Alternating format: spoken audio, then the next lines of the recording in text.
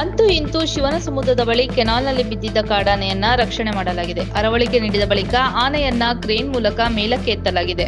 ಆನೆಯನ್ನ ಸ್ಥಳೀಯ ಕಾಡಿಗೆ ಬಿಡಲು ಚಿಂತನೆ ನಡೆಸಲಾಗಿದ್ದು 3 ದಿನಗಳಿಂದ ಕಾಡಾನೆ ನೀರಲ್ಲೇ ಇದ್ದುದರಿಂದ ವೈದ್ಯರು ಕೆಲ ಚಿಕಿತ್ಸೆಗಳನ್ನ ನೀಡ್ತಾ ಇದ್ದಾರೆ.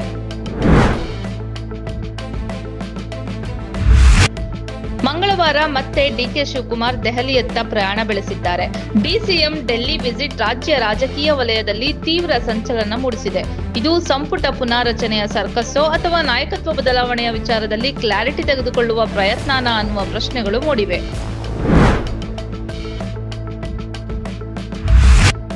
ಕೇಂದ್ರ ಸರ್ಕಾರವು ಮೋಟಾರು ವಾಹನ ನಿಯಮಗಳಿಗೆ ತಿದ್ದುಪಡಿ ತಂದು ವಾಹನಗಳ ಫಿಟ್ನೆಸ್ ಪರೀಕ್ಷಾ ಶುಲ್ಕವನ್ನ 10 ಪಟ್ಟು ಹೆಚ್ಚಿಸಿದೆ.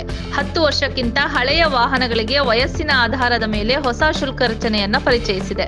ಹೊಸ ನಿಯಮಗಳ ಅಡಿಯಲ್ಲಿ ಹೆಚ್ಚಿನ ಫಿಟ್ನೆಸ್ ಪರೀಕ್ಷಾ ಶುಲ್ಕದ ವಯಸ್ಸಿನ ಶ್ರೇಣಿಯನ್ನ 15 ವರ್ಷಗಳಿಂದ 10 ವರ್ಷಗಳಿಗೆ ಇಳಿಸಿದೆ.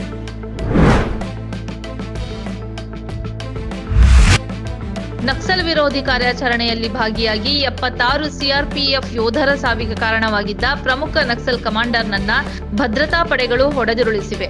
ನಕ್ಸಲ್ ನಾಯಕ ಹಿಡ್ಮಾನ್ ಅನ್ನು ಛತ್ತೀಸ್ಗಢ ಆಂಧ್ರಪ್ರದೇಶ ಗಡಿಯಲ್ಲಿ ಭದ್ರತಾ ಪಡೆಗಳು ಹೆಡೆಮುರಿಕೊಟ್ಟಿವೆ. ಈತನ ತಲೆಗೆ 1 ಕೋಟಿ ಬಹುಮಾನ ಘೋಷಿಸಲಾಗಿತ್ತು.